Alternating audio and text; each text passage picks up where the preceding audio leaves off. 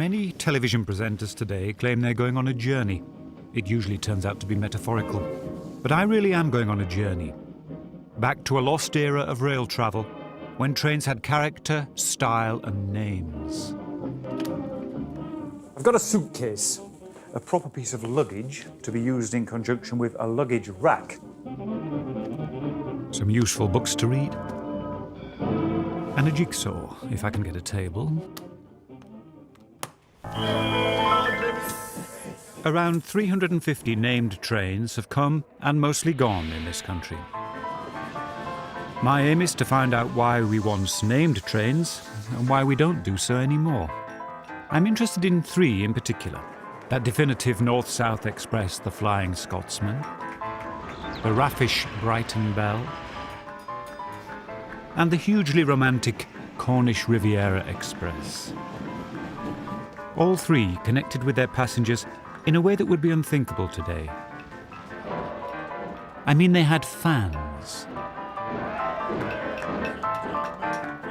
By travelling on the surviving remnants of those three famous named trains, we'll learn something about rail travel in the past and how it compares with that of today. It's first-class travel even in the second-class coaches. If you're wondering about the suit, by the way, and I'm rather wondering about it myself, it's because my first train will be taking me to the Riviera. The English Riviera, that is.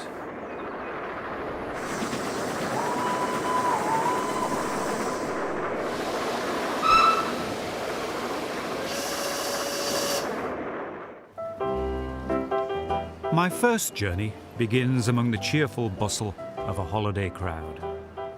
About 500 of these people are here to catch the same named train that I am, though they might not know it, because the once famous beacon of glamour has lost some of its cachet.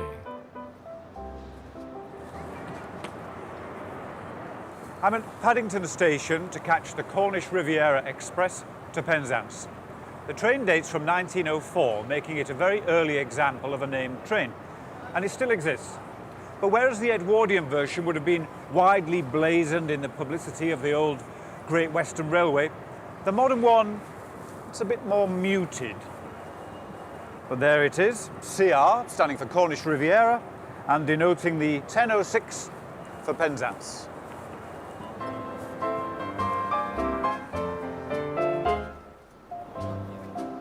Today, there is the normal scrimmage around the departure boards, because no one here yet knows from which platform the train will leave. I'm one step ahead, however.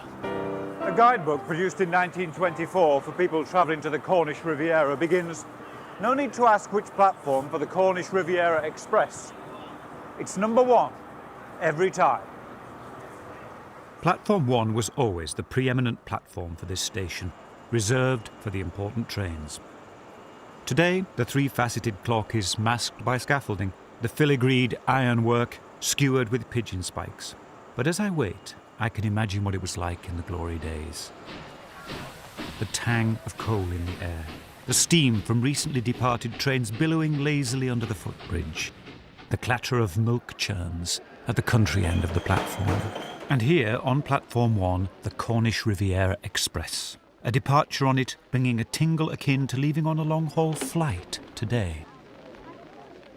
Being a small boy mad about trains and ships and planes, my ambition was to go all the way to Penzance on the Riviera.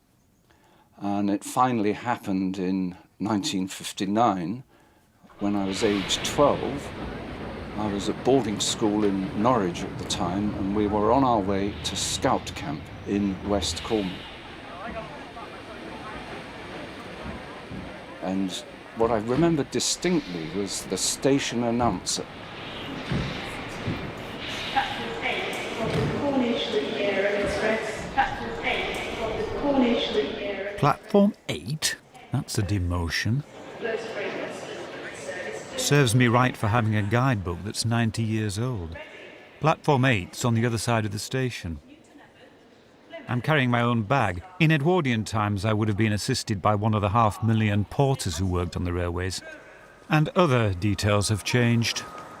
In the days of steam, the name would have been announced by a roof board on the top of the carriage. Here, today we must make do with a window label. But there's the name, Cornish Riviera, well, most of the name. The word express is not fashionable these days. By the way, tip for rich people, yellow means first class.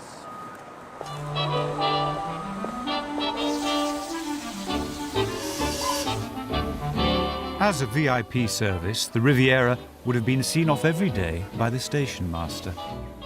Today, there is no station master, but a station manager. And he's too busy, probably monitoring sales environments, to come and see me off. Our train is an Intercity 125, the diesel-powered workhorse of the modern rail network. There's standard class, but I'm in first. Well, in its early days, the Riviera was all first class, and I'm attempting authenticity. Cornwall then was regarded as a place for wealthy people who had time to spend, to go and enjoy the landscape, and people who were well educated. Certainly not in the early days, the bucket and spade thing. Despite the upmarket character of the train, it was named in a surprisingly democratic way.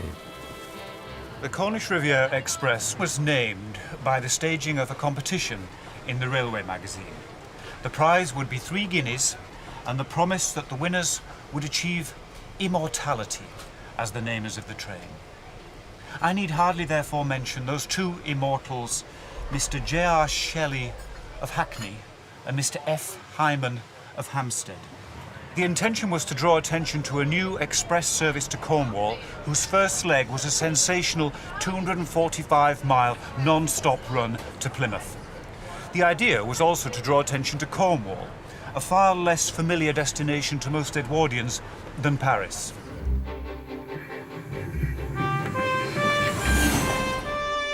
Some people said the GWR stood for the Great Way Round, as all their trains to the West Country, including the early Riviera, used to go via Bristol. In 1906, the company created a more direct route, bringing the journey down to about 7 hours, as against just over 5 today. For some people, of course, the longer the journey, the better. Well, for me, the thing to do was just to be looking out of the window the whole time. First, to get the numbers of all the other trains going by. It was just going to a different place, different scenery. So there was always something to look at. The Great Western Railway produced numerous books to help the passenger enjoy the experience of travelling down to Cornwall. This was one of them, Through the Window. It's about the scenery. The book, which dates from 1924, suggested that on the way out of London, passengers should look out for such line-side highlights as the Hanwell Lunatic Asylum, the Maypole Margarine Factory, and an interesting double line of telegraph poles near Twyford. What you got with this Through the Window book was that it gave all sorts of perspectives in terms of travelling by train. The idea was it was very much a part of the entire process. We're not just looking out of the window. The idea is you look out of the window with purpose.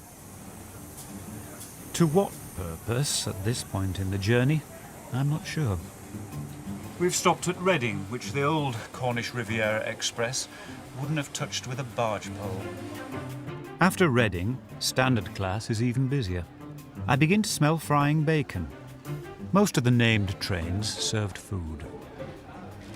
In steam days on the Cornish Riviera, the manager of the restaurant car would have walked the length of the train, tinkling a little bell somewhere around Exeter and inviting people to take their places for lunch. The tradition of on-train dining has been nobly maintained by the current operator, although it has been modified slightly. And it has been complicated.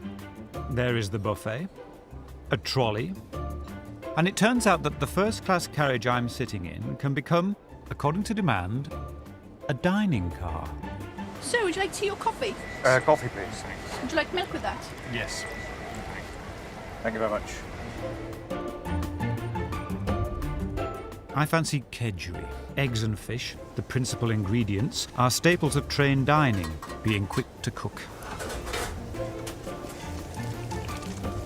But it's brunch, not lunch, and still less is it luncheon, as served on the old Riviera.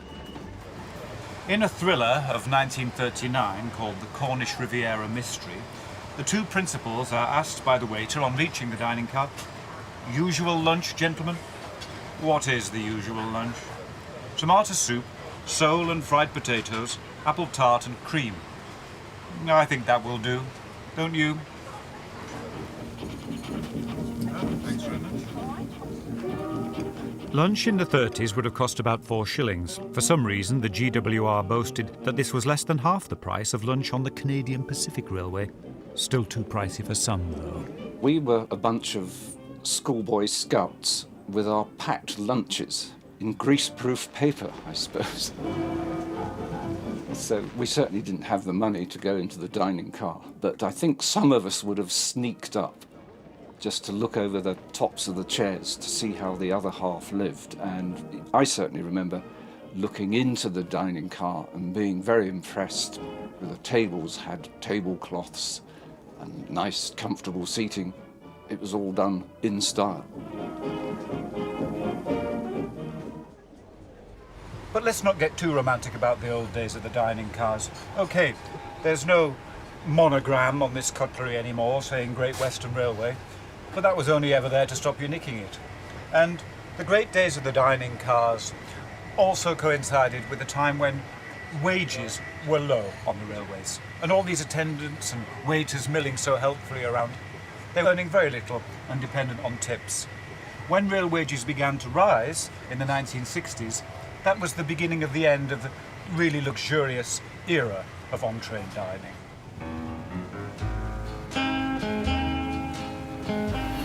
Nobody wants to bring back railway serfdom, but it's a shame that almost all the dining cars in Britain have disappeared. True, they didn't make a profit, but they generated great goodwill. And they're such a civilized way to pass the time. The scenery is about to get going. From the left side of the train I glimpse as travellers for 100 years have glimpsed the White Horse on the hill at Westbury, though the town now rather gets in the way. About 20 miles later we go through Taunton. Here, the old train would have slipped a carriage. That is, a carriage, the end one obviously, would have been uncoupled from the moving train. But in 1960 along came those two gents, Mr. Health and Mr. Safety, and slipping stopped. A brief stop at Exeter, then we're in Devon. Glorious Devon, as the guidebook has it. But my fellow passengers are rather taking its glories for granted. They're engaged in the usual selection of portable pursuits. I've brought one particularly relevant to this train. This jigsaw dates from 1929. It's one of more than 80 produced by the Great Western Railway Publicity Department. No other railway made more than 3 jigsaws. Its cost would have been 2 and 6, so that's quite clever. Make the public pay for your own propaganda. The jigsaws typically showed the territory of the Great Western Railway, and they had titles like Exeter Cathedral, King Arthur on Dartmoor, the Vikings landing at St. Ives. But the jigsaws also promoted the trains, and this is one of those. In fact, this train, the Cornish Riviera Express, barreling along by the sea.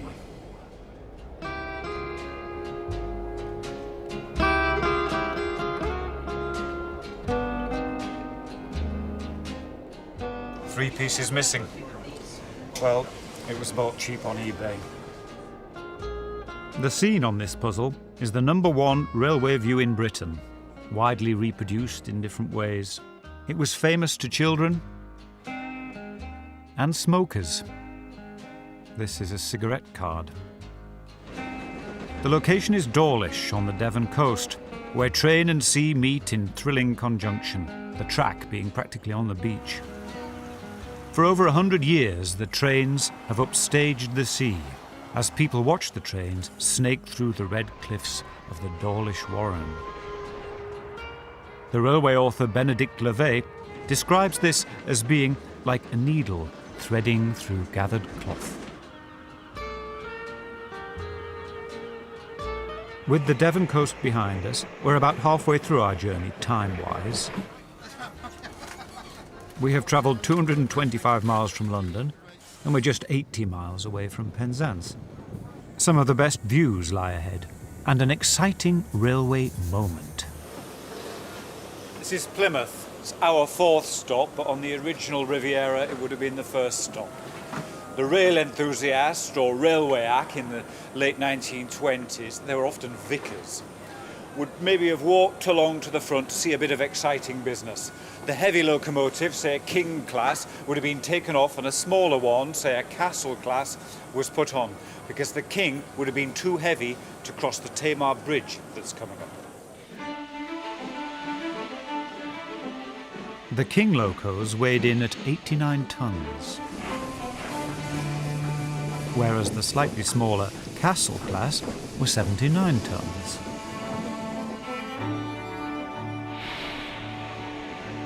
Not much lighter, the first-timer over the bridge might have been thinking.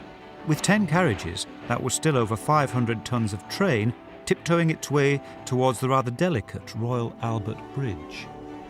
You'd finally got to Plymouth, you'd gone past the dockyard, and then there was this wonderful, iconic bridge which you could see out of the window of the train. This was 1959, before the road bridge was built. So they're just this single bridge, famous bridge built in 1859, and the wonderful river. And the other side, this fabled land called Cornwall.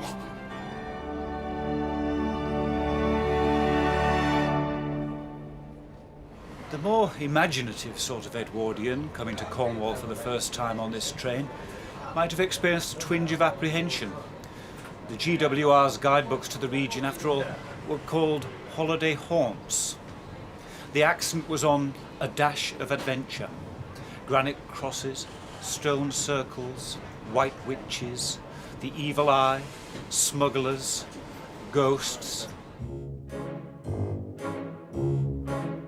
Through an enticing combination of legend, history and romance, the GWR was packaging Cornwall as an upper-middle-class holiday destination.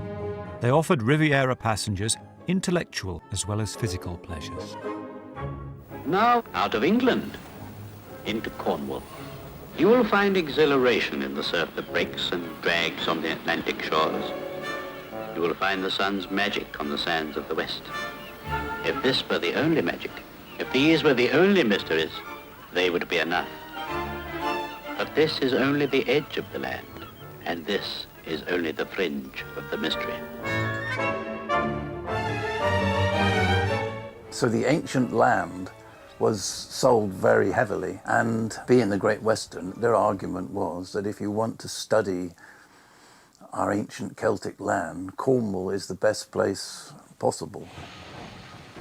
There could not have been a Cornish Riviera Express without the concept of the Cornish Riviera. This was a GWR invention. To remind their wealthy passengers of Nice, they planted palm trees on platforms. Altering geography to suit their purpose, the company made out that Cornwall and Italy were more or less interchangeable, even down to having the same weather. One was meant to perceive it as something effectively continental. So you've got wonderful expressions like, in time to come, Mullion will become a Monte Carlo, and Penzance would be as Naples.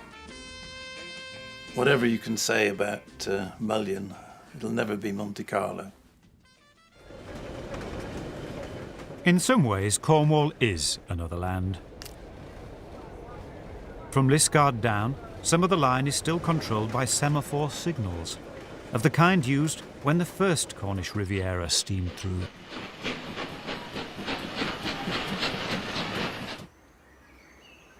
Operations at Lostwithiel Station might be of interest to students of Victorian railway history.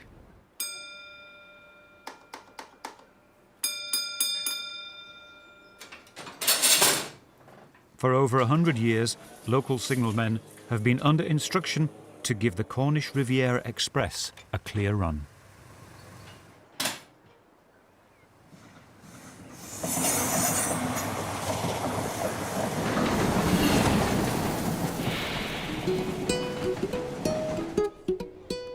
But it's impossible to be a proper express on the Cornish main line, because today, as in the early days of travel, it's cluttered with country stations. The old Riviera deigned to stop at some of them. Our more democratic service stops at even more.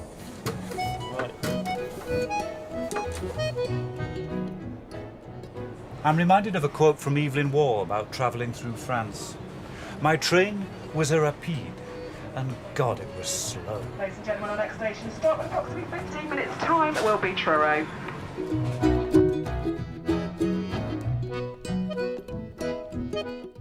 It is a very windy line all through Cornwall, so you've never got the chance to go fast. So you can just sit back and absorb the scenery, which is constantly changing. Although the modern train is hours ahead of where the old one would have been at this point, this final leg seems to take an age. We're averaging less than 60 miles an hour. But in the home stretch, the Cornish landscape musters its grand finale, and you wish the train would go slower. Coming towards Penzance, the author of Through the Window goes into overdrive. While approaching Marazion, we have caught a glimpse of that almost incredible sight when seen for the first time. St. Michael's Mount, towering up from Mounts Bay. We feel the whole journey would have been worthwhile if it gave us no more than this.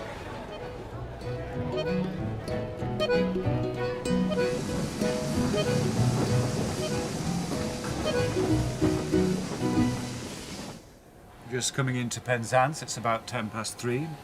The original Cornish Riviera Express would have got in at about 5 o'clock, so not that much of a difference, but then we stopped more. Ladies and gentlemen, this service terminates here. Please take all of your luggage and belongings with you.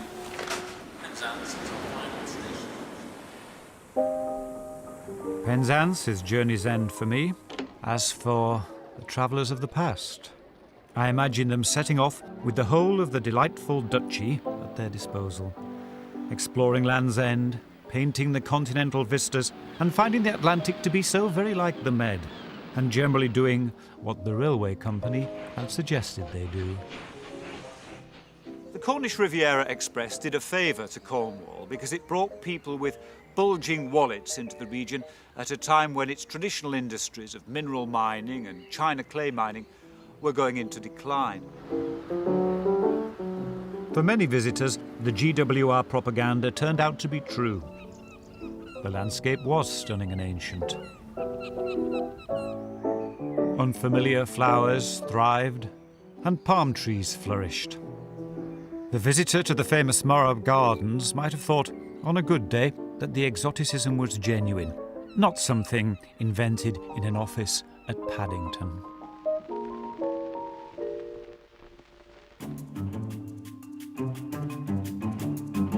Named trains like the Cornish Riviera were particularly popular between the 20s and the 40s, when the railways were in the hands of competing private companies.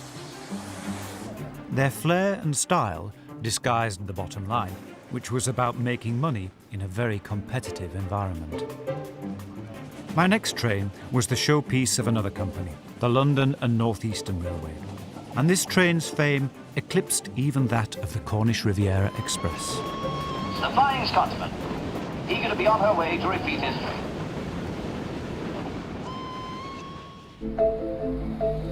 I rendezvous with it at a suitably distinguished point of departure.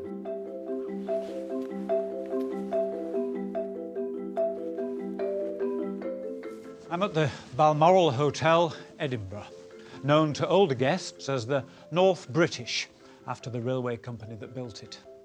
The same company built that, Edinburgh Waverley Station, which looks rather like a garden centre from up here. I'm in town to catch the Flying Scotsman, the pride of the East Coast Main Line, the flagship of the London and North Eastern Railway. And look, it's still here on the timetable today. FS. Well, you don't need much bigging up when you're the most famous train in the world. The train now arriving at platform 11. Flying Scotsman service to London King's Cross.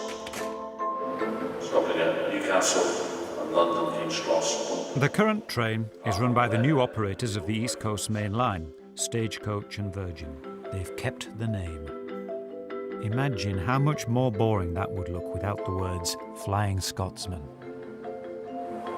Our train has an actual locomotive on the front, a rarity today. A loco of this type, Class 91, holds the current British speed record of 161 miles an hour, which makes it a fitting engine to pull this train. By the way, it is the train I'm talking about, not the steam locomotive that was also called the Flying Scotsman. Sometimes lightning struck for train spotters, and the Flying Scotsman train was hauled by the Flying Scotsman locomotive, but not always. Apart from a brief interruption a few years back, the name of this train has survived since 1924. Traditionally, the Flying Scotsman went both ways, up and down in railway terms, leaving King's Cross in London and Edinburgh Waverley at the civilised time of 10 a.m. Today, the Scotsman is one way only, to London, and it leaves Waverley at the challenging, for some of us, time of 0540.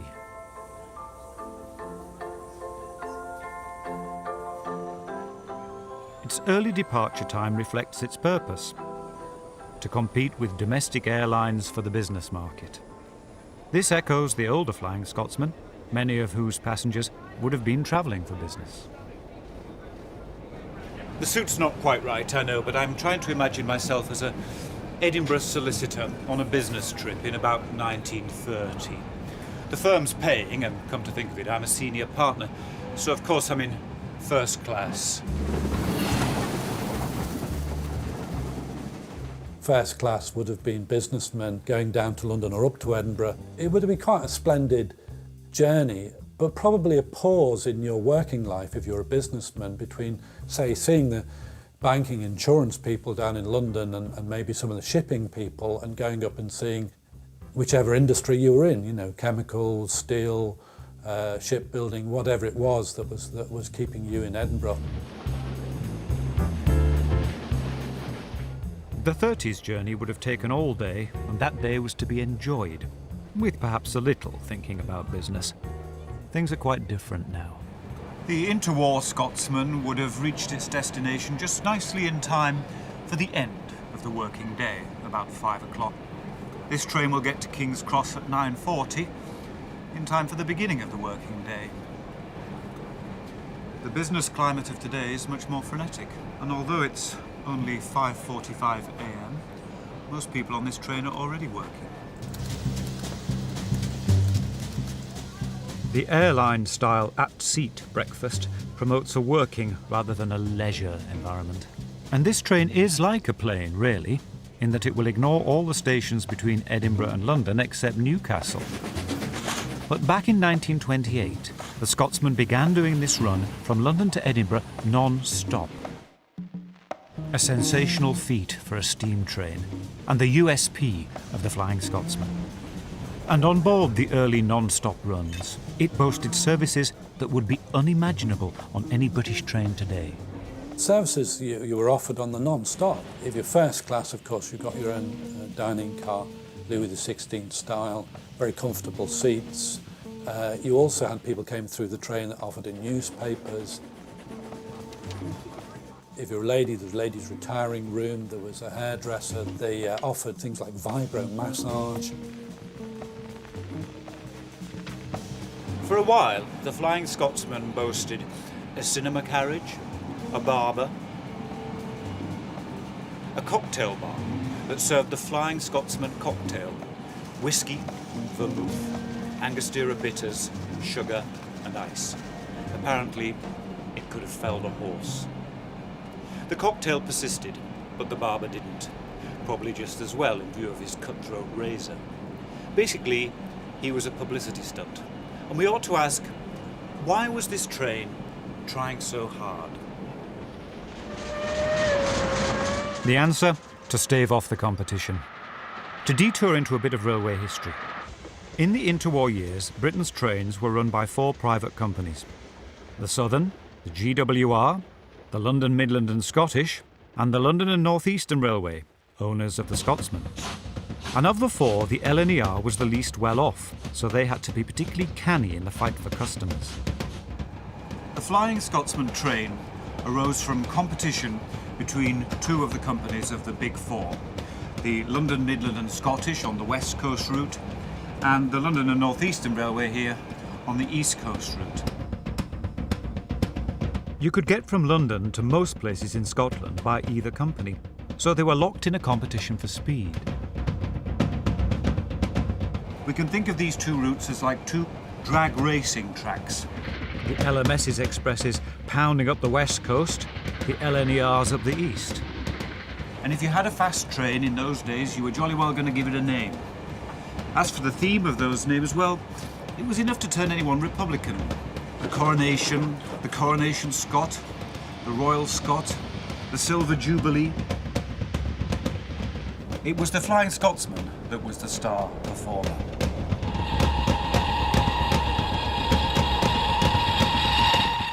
This was partly because the LNER was better at self-promotion. They made sure everyone knew their flagship named train was fast by staging dramatic events. For instance, in 1931, the Scotsman supposedly raced a Dart speedboat and a de Havilland Puss Moth, a plane with a top speed of 124 miles an hour. It had all the drama and all the integrity of a Top Gear stunt.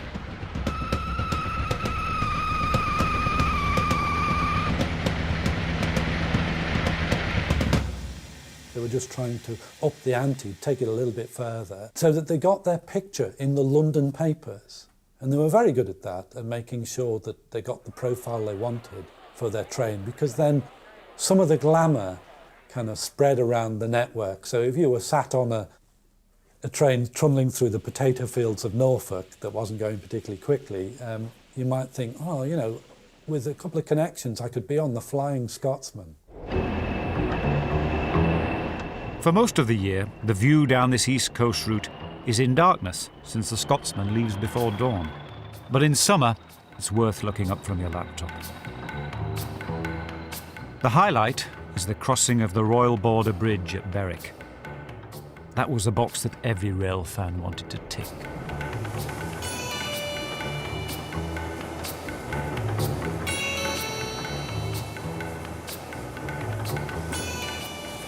In about half an hour, we'll be stopping at Newcastle. In the brilliant and brutal crime film of 1971, Get Carter, Michael Caine leaves London for Newcastle, probably travelling on the Flying Scotsman. Well, it would be just like him to catch a named train rather than an anonymous one. In the opening credits, we see him in a BR Mark II first-class compartment of the kind that I practically grew up in. Never looked quite as good as Caine, of course. He's behaving in a very civilised manner, reading Farewell, My Lovely. We see him going to the dining car, which still existed in 1971. I think the director, Mike Hodges, was saying, here is a man who does things correctly. He eats his soup in the approved manner, moving the spoon away from himself. But pretty soon, he'll be throwing people off the multi-storey car park at Gateshead.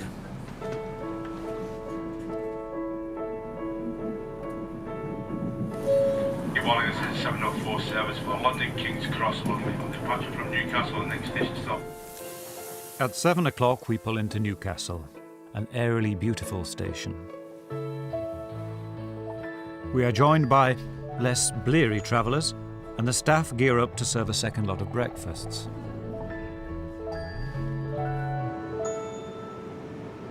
Now we are non-stop to London. Morning, lights on Light of Trigger, aboard the 704, Brighton trains East Coast Flying Scotsman service to London King's Cross. The many bridges over the Tyne. They attest to an industrial heritage. Ships, coal, steel.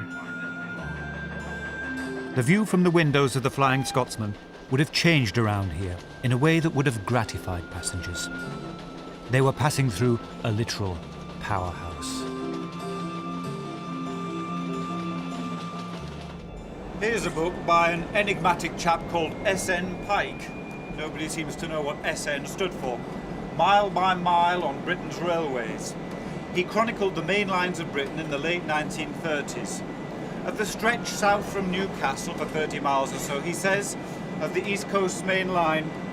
We are now approaching a highly industrialised part of the country, and in the next few miles, many single-line railways will be seen branching away to the right and left to serve the collieries, steelworks and other heavy industries hereabout. That would have been part of the glamour of the Flying Scotsman, the sense of being adjacent to the beating heart of England. That organ is rather harder to locate these days. Approaching York, we've come about 200 miles, and we're roughly halfway through our journey. We're not going to call it York, just as the interwar non-stopping Scotsman didn't call it York. This is in fact the only modern-day express on the East Coast main line that doesn't call it York. I'm a bit annoyed about that.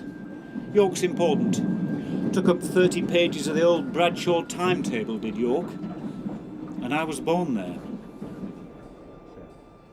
Would customers at platform 3 please stand well clear from the approaching train? There is a non-stop train approaching. But ignoring my hometown was part of the LNER's grand plan. The Scotsman's non-stop run was a logistical coup for the company. It's actually very hard to timetable a genuine express because, if you think about it, all the other normal stopping trains get in the way. In 1928, as part of their PR campaign for the non-stop runs, the LNER offered all possible assistance to the makers of a feature film called The Flying Scotsman. When they saw the result, they wished they hadn't. It showed much inadvisable passenger behaviour, far graver matters than feet on seats. Passengers climbed in and out of the carriages without necessarily waiting for the train to stop. The footplate crew were not paying attention. This was not how the LNER wanted to depict its crack express. What particularly annoyed Nigel Gresley, chief mechanical engineer of the LNER, was when the villain uncoupled the locomotive from the train using only a penknife. Gresley insisted on a disclaimer. For the purposes of the film, dramatic license has been taken with the safety features of the Flying Scotsman.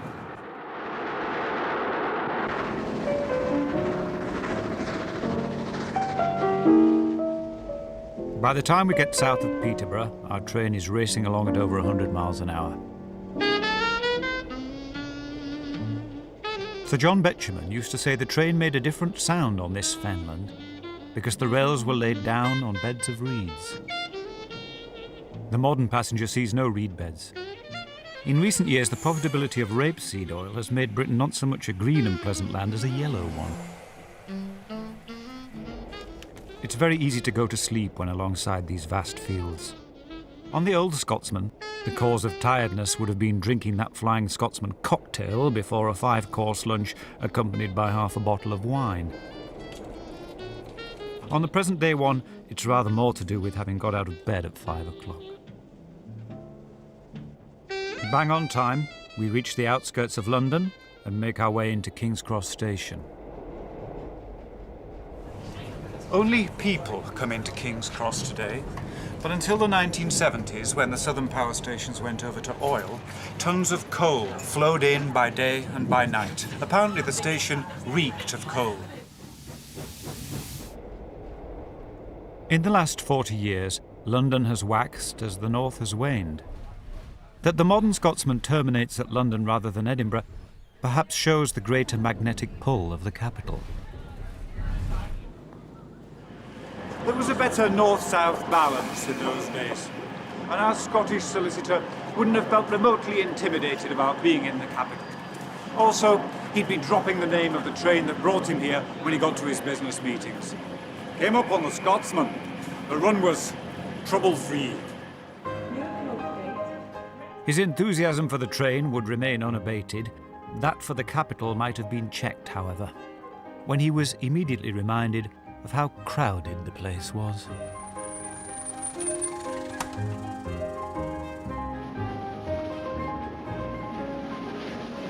In 1947, the big four private railway companies of Britain were nationalised and condensed into one, British Railways. So began a muddled chapter of named train history. Naming trains was a way of proclaiming the end of wartime austerity. Many new ones were created under British Railways, like the Elizabethan Express in 1954. But now came competition from other forms of transport, and the pressure to accommodate the growing army of commuters. A less exuberant climate began to prevail. The luxury and fun of named trains began to seem antiquated, inegalitarian.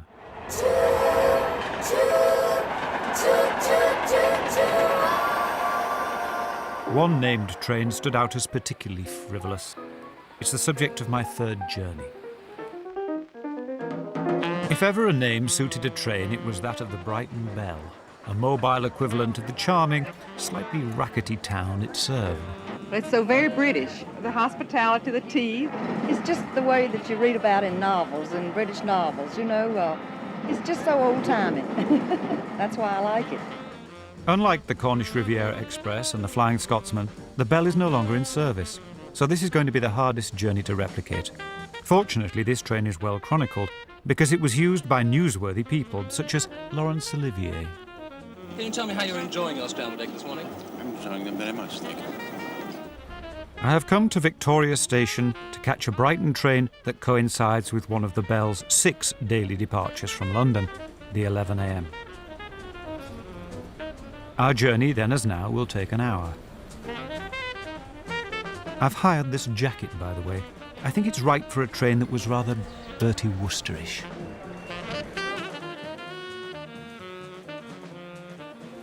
Anyone approaching these modern unnamed trains, and this is actually an Electrostar 377, is probably thinking about their destination.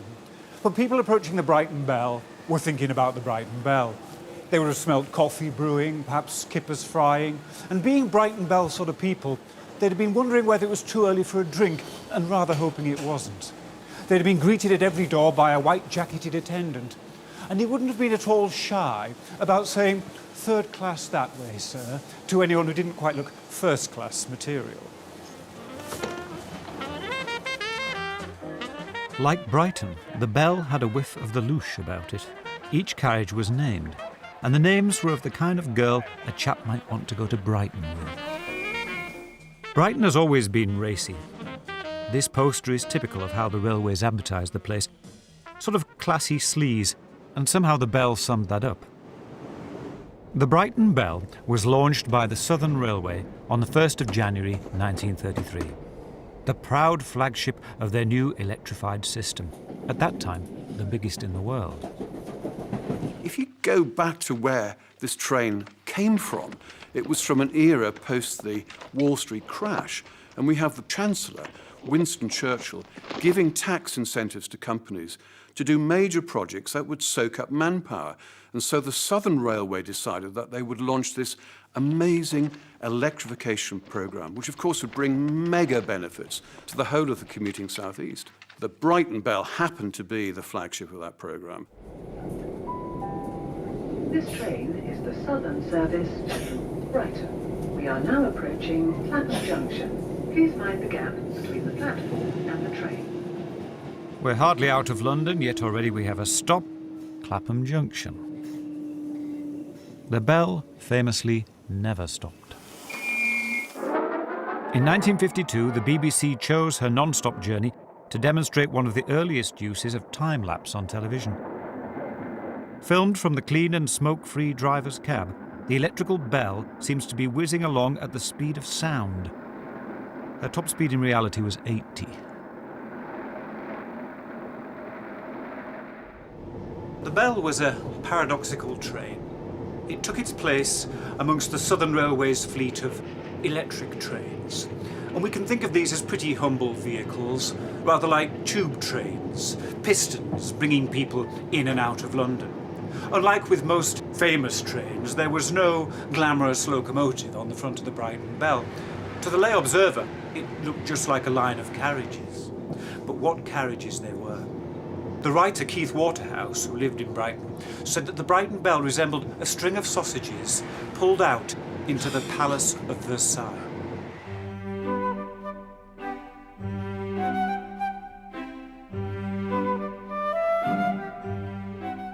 Everything about it was special. I think the most magical thing is that there were only 15 carriages, and each of those carriages was individually designed by one of the leading design houses of the day. So we have Heels doing just one car, Maples doing one car, Waring and Gillow one car. I mean, these are just fantastic names, and it meant that when you went on, it was a different experience in every single car. Words like Jazz Age and Art Deco describe the interior of the Belle. The elaborate marquetry featured the sunburst motif that was coming into fashion for cocktail cabinets and radios. And then, of course, you get the fabrics, very plush moquettes, very much up to date for the day, Art Deco, beautiful leaf patterns, fairly bright colours. So it was an uplifting experience to go down. You had these little hangers and brackets on the side, one for your hat, one to hang your coat on. Yeah, it was really done up nice. You know, you stepped on there and you thought you were royalty. It really was a beautiful thing. The table lamps on the Belle were celluloid. They were pink. Somebody once described the Belle on the move as being a blur of table lamps.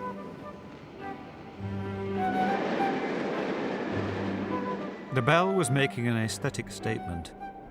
It was saying, I'm a work of art. Whereas today's train is not. Today's train, you sense, is designed not to offend anyone. It has the rather washed-out tones of a hospital. East Croydon, our second stop. This is slightly wearisome. The Brighton Belle was a commuter train of sorts. It never left either London or Brighton before 9:30 in the morning. The last one left Victoria at 11 p.m. So it was a train for late risers and late finishers. The Belle was also known as the Equity Express because of all the theatricals who used it to get home at night. Terence Rattigan, Laurence Olivier, Flora Robson, Jimmy Edwards, Peter Jones and Dora Bryan were all regulars on the train. The writer and broadcaster Alan Melville lived in Brighton and often travelled on the Belle. He wrote, "The most lethal of the Belle's journeys is the 11 p.m. from Victoria. And you have to be very careful indeed if, after a long day's grind, you don't want to be trapped with a lot of gay chat about how fabulous the business was tonight or how unreceptive the audience was all the way through Act 1, but how they brightened up after the interval." The Belle was slightly more expensive than the regular Brighton trains. This is because it was built and manned by the luxury Pullman company. They charged a supplement. You were also under pressure to buy a meal. They used to do breakfast, you know, like the kippers and eggs and bacon, everything. Anything normal you buy, you could get a steak breakfast if you wanted to. And the coffee was to die for. I've never tasted coffee since like that, in big silver jugs. Oh, it was beautiful.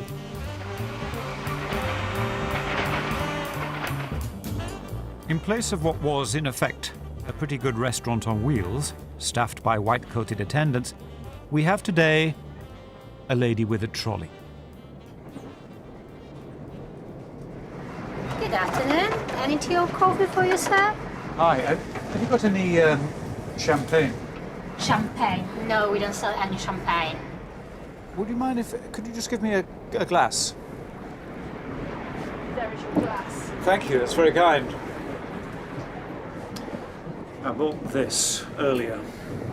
Quarter a bottle of champagne, well, more or less. Quarter bottles of champagne and alcohol in general were pioneered by the Pullman company. They were then introduced on the Brighton Belle. They would have got through a lot of quarter bottles of champagne on the Brighton Belle, I imagine.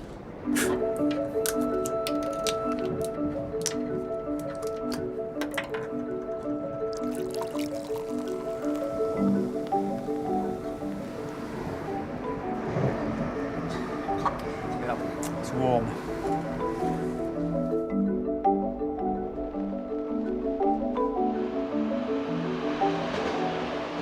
As we approached Brighton, I approached the loo. I don't like electric doors. They take all the fun out of going to the toilet.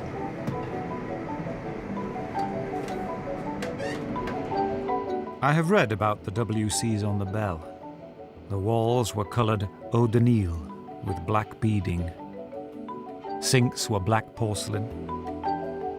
There were iridescent glass soap dispensers. The floor was marbled mosaic flecked with mother of pearl. It's not like that anymore.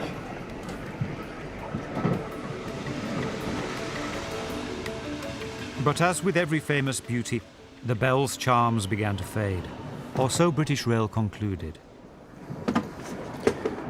By the late 60s, the Belle was starting to resemble a museum on wheels. So there was some updating. The carriage exteriors were repainted from umber and cream into BR's dour new livery of blue and grey, blue and dirt, snow. As for the first-class armchairs, out went the 30s autumnal shades. In came Intercity 70 moquette. Black. The part of the train that actually needed their attention, the underneath, was left alone. It was just so rough. It was a beast. It really was. All the underneath was worn, and I mean, that was when I got on it. I'd already done 30 or 40 years. But when I started driving the thing, it used to roll and rock all over the place. And if you went from the main line to the local line and went over the crossings, you wouldn't dare open the controller going across because the back used to roll and tilt. Yeah, I had complaints about spilt coffee and that. The regulars were braced for the bumps. But when, in 1970, British Rail announced they were dropping kippers from the menu, Baron Olivier of Brighton fought for their reinstatement. He was magnanimous in victory, gracefully avoiding the K word. I think since this complaint of mine, I'm very happy and I'm very grateful to British Railways for the way they've taken the matter with extreme dignity, I think. And I'm very happy that the Brighton Belle will continue to be one of the fine trains of the world. It's as important in its way as the Master Cutler in the north, as the Flying Scotsman, as the Orient Express. They should all keep their faces well lifted, I think. Thank you very much, Sir Lance.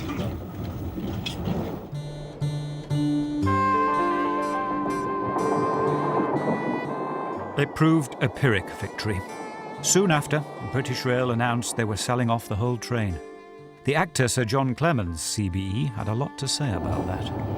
Well, of course, for us who use it a great deal, it's a tragedy.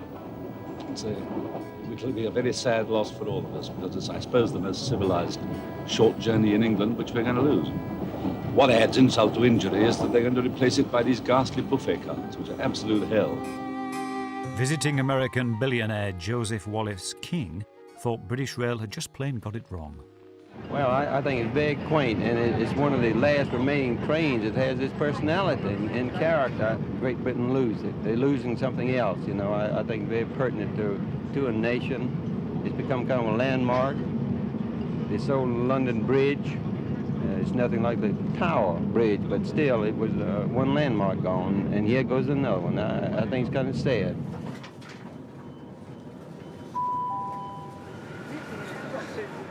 The Brighton Belle's last run was on Sunday the 30th of April, 1972.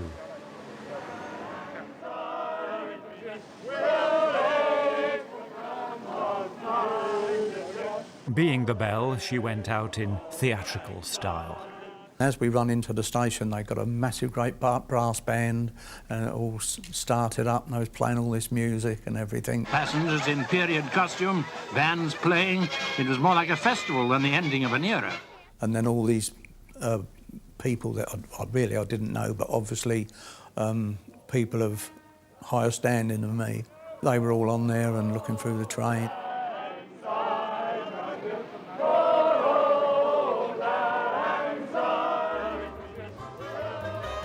All the Belle regulars and their lovey friends turned up to say goodbye. Actress Moira Lister, Dame Flora Robson, Led Zeppelin manager Peter Grant, the man behind the moustache, Jimmy Wacko Edwards. Oddly enough, the as yet unknown Bob Marley was on board somewhere. All not so much drinking as quaffing champagne in that way of old-fashioned ravers, which might explain the amount of wobbling as they all got off the train for the final time.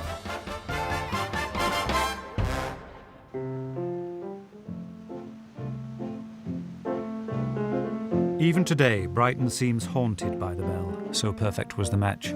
It was a good example of why naming trains worked. The Belle became famous, and it promoted its destination. Thank God no one closed Brighton because it looked a bit battered. That's part of its charm. Along with uninhibited joie de vivre, quirky nostalgia is what brings the crowds here, and I think it would still be filling the Belle. But British Rail did not see it like that. The future was about one brand, not multiple eccentric brands. From 1976, a new breed of fast diesels became omnipresent, the Intercity 125. And this was the only name BR was interested in. Do you think it's really rather too clinical? You'd prefer to have the Age of Elegance back again? I like the Age of Elegance personally. Would you be prepared to pay for that? Because British Rail said it cost far too much to keep it going. Well, I would. I'd be prepared to, but I'm sure a lot of people wouldn't. But then, of course, one had the choice. Now one doesn't have the choice. Some of the best-known names did survive, but in a tokenistic way. Under BR, the rationale behind the naming of trains had died. I've written on the modern equivalents of 3 of the most famous named trains. And it is a bit difficult to avoid concluding that, for all the efficiency of those trains, and they were all on time, and the undoubted skill and amiability of the staff, the present falls some way short of the past. Let's face it, modern railway travel is rather lacking in style and character. Can't we have back some of the features that made the named trains so enjoyable? Who wouldn't rather have compartments than close together airline seating, that is, seats with very high backs? Why must trains try and emulate airlines? I knew somebody who was on a train to the West Country, and the guard announced, "We are now commencing our approach to Bristol Temple Meads." And who wouldn't rather have dining cars than the at-seat trolley service, which is just like being served a meal in a hospital? Railway style need not be a lost cause.